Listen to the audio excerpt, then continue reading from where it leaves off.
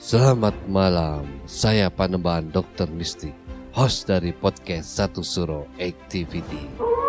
Sekarang Satu Suro Activity bekerja sama dengan Anchor. Aplikasi ini sangat membantu saya untuk membuat dan publish show saya ini.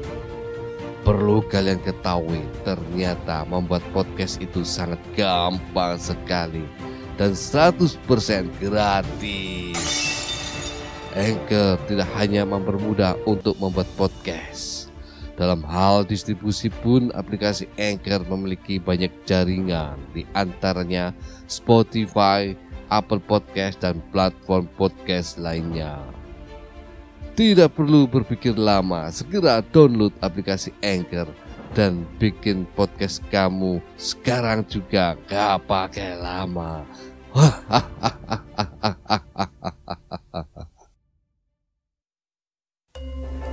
Saat ini Anda mendengarkan podcast Satu Suro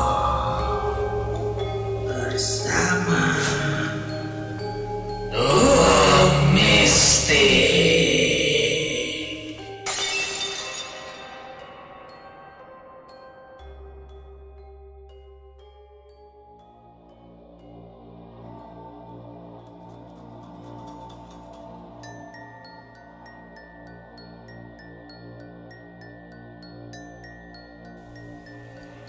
Assalamualaikum warahmatullahi wabarakatuh.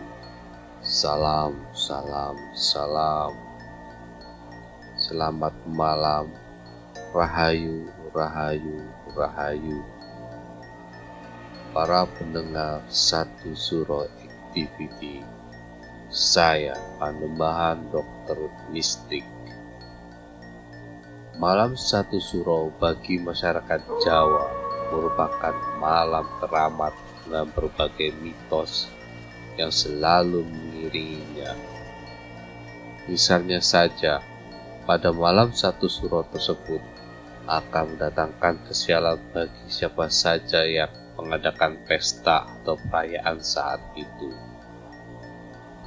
Selain itu, masyarakat juga mempercayai bahwa para arwah akan kembali ke rumah untuk mengunjungi keluarganya saat malam Satu Suro tiba. Maka malam itu juga dikenal sebagai hari rayanya para arwah dan makhluk halus. Pada malam hari ini Satu Suro Activity mendapat sebuah kisah mistis yang terjadi di malam Satu Suro di Waduk Gajah Wungkur, Wonogiri, Jawa Tengah, yang dialami oleh Bapak Syahroni. Beliau berusia 52 tahun. Selamat mendengarkan. Saat itu dirinya tidak sadar ditemukan oleh seorang warga pada waduk yang telah mengering karena kemarau tersebut. Kemudian warga desa Pokoh Kidul, Kecamatan Wonogiri, Kabupaten Wonogiri, Jawa Tengah, ini menceritakan pengalaman misterius yang ia alami pada Sabtu, 8 September 2018. Saat kejadian dirinya sedang memancing di waduk tersebut. Namun bukannya ikan yang ia dapat. Dirinya justru ditemukan warga tidur sambil memeluk sebuah nisan dalam kondisi tanpa busana. Mengejutkannya lagi, saat dibangunkan, Syahroni mengaku sempat hilang ingatan. Setelahnya dokter menyatakan jika dirinya mengalami dehidrasi.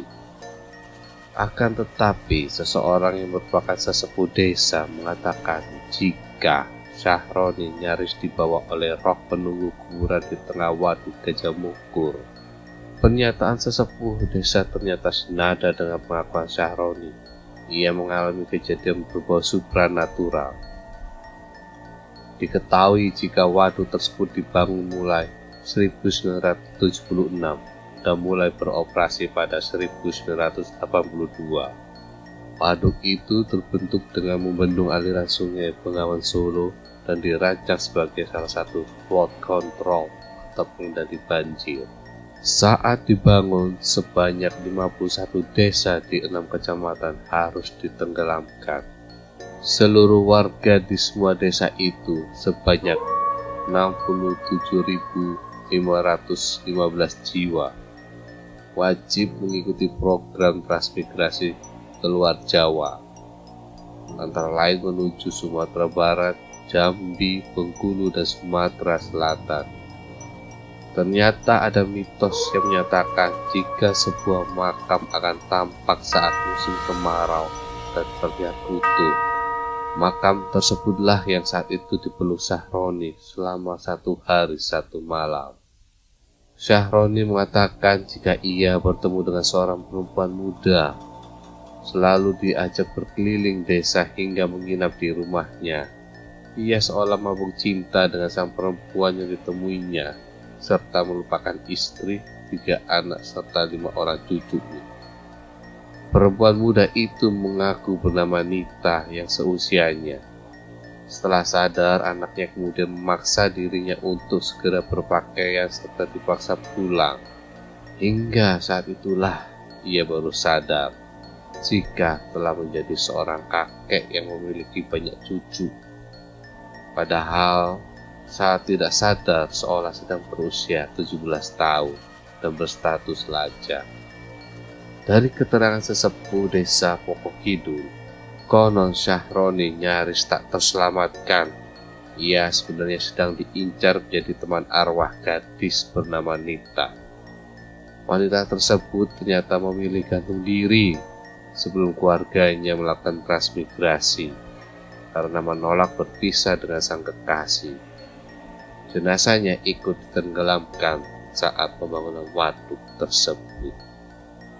Itulah tadi para pendengar Satu Suro Activity, kisah mistis yang terjadi di Waduk Gajah Mungkur, Wonogiri, di mana terdapat arwah gentayangan perempuan muda bernama Nita yang gantung diri dikarenakan tidak ingin berpisah dengan kekasihnya.